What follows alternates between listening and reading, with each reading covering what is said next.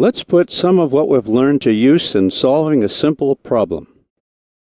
While driving along a highway at constant speed v, fast Frida sneezes and her eyes shut for a brief time t. Write an equation for the distance Frida travels while her eyes are shut. How do you begin to solve such a problem, or most any physics problem? Well, here's how I do it. I write d equals. That's right, I focus on what I'm asked for. In this problem, it's distance, so writing d equals gets me started, often the hard part. I can get distance from the basic equation v equals d over t. From v equals d over t, I rearrange it to read d equals vt. In fact, that's the solution to this problem. The equation tells us that the distance traveled while her eyes are shut is the average speed of the car multiplied by the time during which her eyes are shut. Let's put some numbers in here. Calculate the distance in meters that Frida travels during her sneeze, given that her highway speed is 100 kilometers per hour and her eyes are shut for 0.70 seconds. That's 70 hundredths of a second. Here we're asked to find the distance d in meters, while speed is given in kilometers per hour. Our task is to convert 100 kilometers per hour to meters per second. We use a process called unit conversion. We set up conversion factors so that the kilometers and hours cancel, leaving us with the units meters per second. The conversion factors we need are 1 hour equals 3,600 seconds. 1 kilometer equals 1,000 meters. Conversion factors have a numerical value of 1.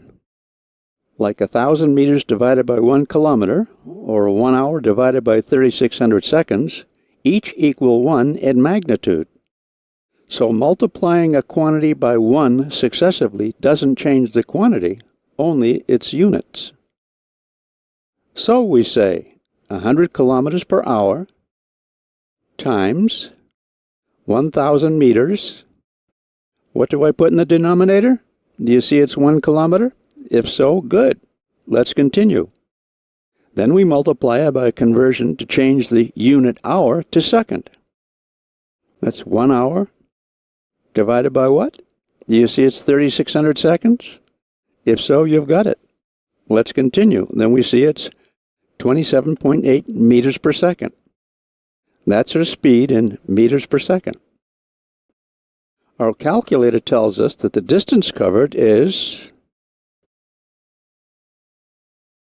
27.8 meters per second times 0.70 seconds equals 19.5 meters. Unit conversion is a powerful tool. Suppose our problem asked for the distance traveled in feet instead of meters. Let's suppose the conversion factor we know is that 2.54 centimeters equal 1 inch. Then we'd modify our conversion a bit. We'd add 100 centimeters over 1 meter. As we move to our knowledge of 1 inch equals 2.54 centimeters, continuing, 1 inch divided by 2.54 centimeters times 1 foot over 12 inches. And using our calculator, we get 91 feet per second. So the distance traveled in feet is 91 feet per second times 0.70 seconds equals 63.8 feet. Or we could have just converted 19.5 meters, our original distance traveled, to feet. See how the conversion factors clear unwanted units? They nicely cancel. So you know whether to multiply or divide with your calculator. Units guide the process. And we see that we get the same answer, 63.8 feet. That's yum. I want to leave you with a question. if fast Frida closed her eyes for twice as long as 7/100ths of a second, how much farther in distance would she travel at the same 100 km per hour speed? Maybe you can use an equation to guide your thinking? Until next time, good energy.